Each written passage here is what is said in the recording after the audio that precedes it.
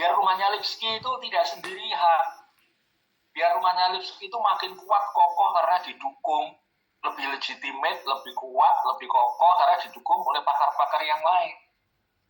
Lah dukungnya itu tidak harus utuh, sedikit-sedikit yang sesuai dengan arsitekturnya Lipski, Anda ambil. Itu ya, untuk teman yang lain juga. Jadi, jangan sampai hanya satu pakar, grand teorinya terus. Jangan biarkan mereka sendirian. Anda harus membangun conceptual framework yang saya sebut arsitekturnya, rumahnya, pemikirannya Lipski. Tadi misalnya kolaboratif governance, jangan hanya Ansel tok disuruh sendirian. Anda boleh ngutip pakar yang lain, senyampang pendapatnya pakar itu memperkokoh, memperkuat, melegitimasi pemikiran dari grand teorinya. Oke ya, itu satu. Kedua, kalau melihat judulnya ini punyanya Mbak Amanja ini, kayaknya settingnya itu pembebasan lahan. Ada masalah apa Mbak Amanja? Nah, bayangan saya gini, dari sekian, misalnya dari 500 hektar yang dibebaskan untuk IKN, yang sekarang dibebaskan baru 100 hektar misalnya. Ternyata 70 hektar masih sengketa. Nah, itu kan 70%.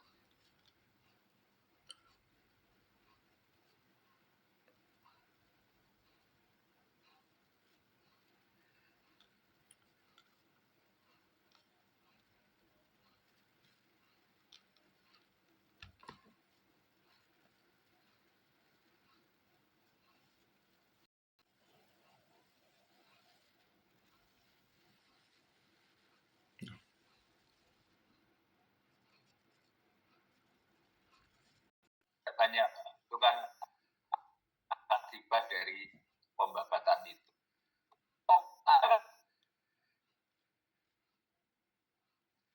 Ya, street level birokrasi terkait pembebasan lahan untuk pembangunannya. Maksudnya pembebasan lahan yang bermasalah kan, macam.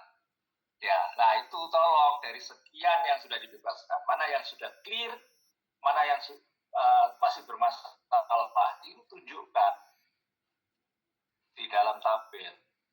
Nah itu proses, nanti turun lapangan. Saya juga lagi ajukan riset di IKN kok. Moga-moga diterima oleh kementerian. Nanti juga saya akan sering ke sana, paling 4 kali nanti saya ke sana kalau proyek itu disetujui kementerian ya. Nah, satu itu.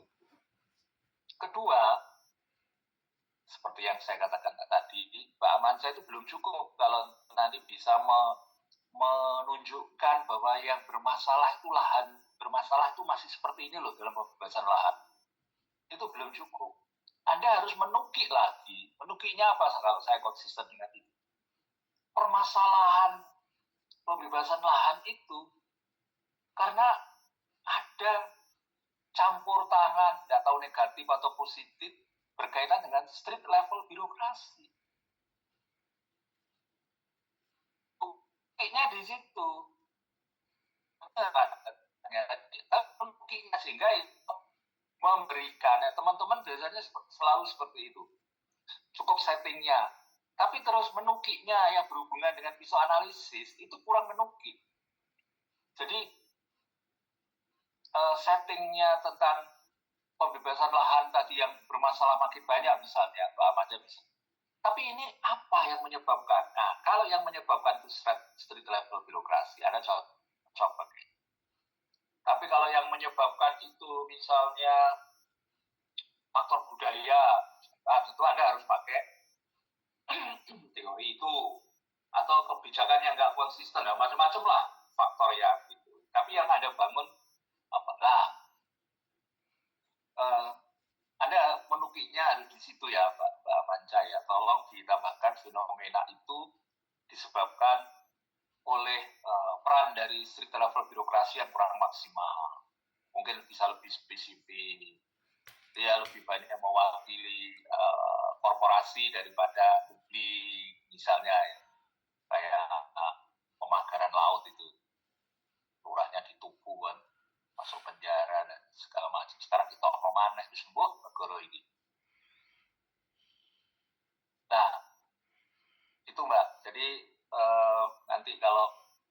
pengen ini lihat ujian tanggal 16 itu tertutup habis sholat Jumat.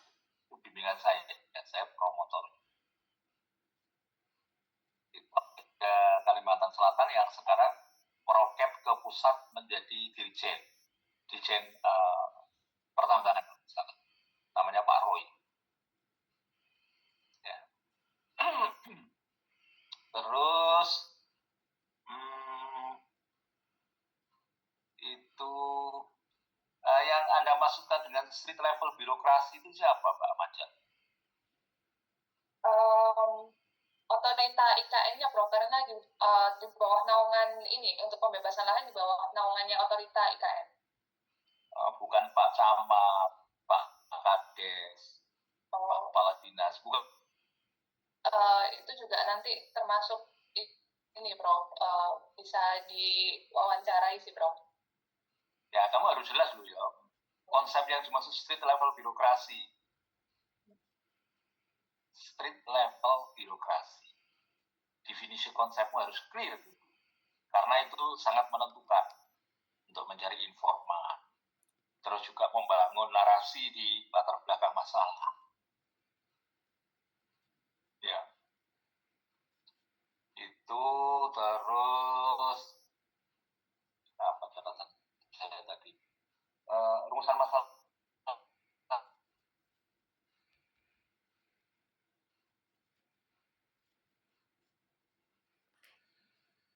Rumusan masalahnya kok ada diskresi. Padahal di judul itu nggak ada diskresi.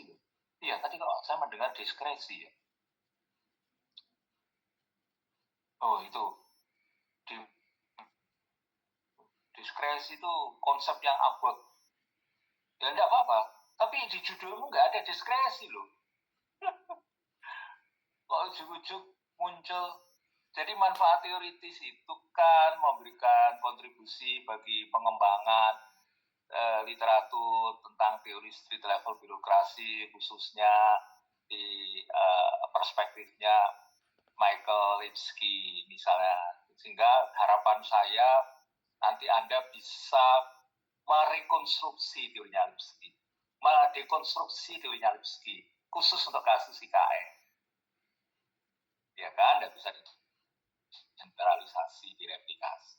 Ya itu yang saya sebutkan teman-teman ya. Jadi Anda itu jangan berpikir positivistik ya.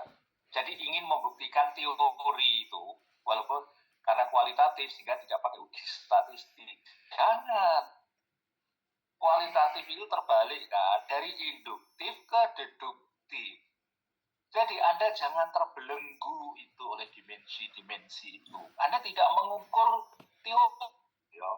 Sekali lagi, itu hanya perspektif. Kekuatan Anda itu adalah memotret kondisi lapangan. Sebetulnya guide interview itu jangan terlalu ketat, longgar saja. Anda ingin mendengarkan, ingin memotret kok. Sehingga gambaran lapangan itu jangan Anda toto sesuai dengan pesanan teori deduktif, biar apa adanya. Terus hasil pemotretan yang skala pikselnya semakin rinci, semakin variatif, data yang Anda peroleh dari lapangan, itu pikselnya semakin bagus, terus kemudian Anda sandingkan dengan sebelah kiri, ya tadi yang saya sebut, normatifnya. Saya kira ini saran saya juga untuk Mbak Lindi di latar belakang masalah. Jadi Anda harus kreatif. Sehingga ini, Mbak Amar ya, tolong diskresi itu dihilangin aja, memperluas pemahaman navigasi diskresi, karena kata diskresi sama sekali nggak dalam judul. Jadi Anda harus konsisten. Nah, itu ya tadi tentang teori Lipsky, jangan dibuat sendirian ya untuk semua teman-teman. Step by step lah, fokus, coba di latar belakang masalah itu, sehingga ini, saya lihat psikologi dosen-dosen penguji itu, masalahnya gak jelas, males, itu. Kalau orang udah males kan mesti nilainya males juga nilainya, gitu. Iya kan? Jadi buatlah masalah itu yang menarik sehingga membuat orang itu kayak kopi itu loh, melihat tulisanmu itu makin bersemangat. Kalau orang itu semakin banyak pertanyaan, itu berarti tesismu semakin menarik. Kalau tesisnya itu nggak ada yang tanyakan, cukup satu pertanyaan saja, itu tanda-tanda zaman itu. Halo teman-teman, kalau dosen penguji malas tanya, itu sudah tanda-tanda zaman itu. Nilainya wis ono tapi pertanyaannya titik. Ya, justru tesis yang menarik itu yang membuat orang ingin bertanya, rasa ingin tahunya besar. Makanya buatlah masalah-masalah yang satu, paradok, dua, yang kontroversi, yang unik, yang menjadi perhatian umum. Itu.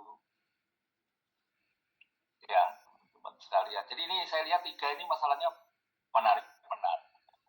Bagus. Nah, saya pengen masalah-masalah kayak gitu. Nah, ini Amanca itu memang tempat asal. Saya asli Surabaya, Prof. Cuma tertarik sama masalah di IKN. Waduh, sering melacok kamu nanti ya, balik papan, terus pinjam mobil. Wah, ini nanti kalau riset saya itu sekalian itu ya Mbak Amanca ya. Jadi IKN itu ya, bisa banyak banget itu. Di bimbingan saya Rohman itu ya, Rohman itu juga IKN. Tapi dia bagus itu tentang konsep baru, environmental governance. Karena dia nyoroti ya, karena kota di kota negara di lingkungan terdekat. Nah, ini menarik. Konsepnya, jadi hanya konsepnya menarik, tapi dia ada bukti ke justifikasi mengapa isolasi environmental governance itu cocok. Karena ada masalah tentang environment. Nah, kayak gitu loh ya teman-teman ya. Kali lagi saya hanya mengingatkan, settingnya rata-rata teman-teman sudah bagus, cuma jangan lupa pisau analisis itu menukik ke masalah. Kalau kolaborasi sudah pernah, berarti ada masalah koordinasi, masalah kolaborasi. Nah, cocok dengan kolaborasi juga benar. Jangan sampai masalahnya itu misalnya akuntabilitas, oke, misalnya Anda pakai kolaboratif governance, nggak cocok. Ya, nggak cocok, kurang menuki. Jadi kurang lebih itulah ya yang bisa saya berikan ke teman-teman. Jangan takut keliru, sekali lagi. Ya,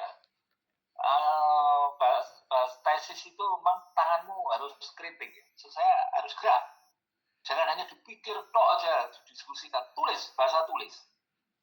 Jadi tiap hari, tolonglah. Kalau saya dulu gitu, tiap hari 2 lembar lancar. Seminggu dapat 14 lembar. Salah atau benar, 14 lembar tak coret itu tinggal 1 lembar. Lumayan 1 lembar. Ya, enggak, kalau 14 lembar saya coreti tinggal 7 lembar. Jadi tambah urean 7 lembar.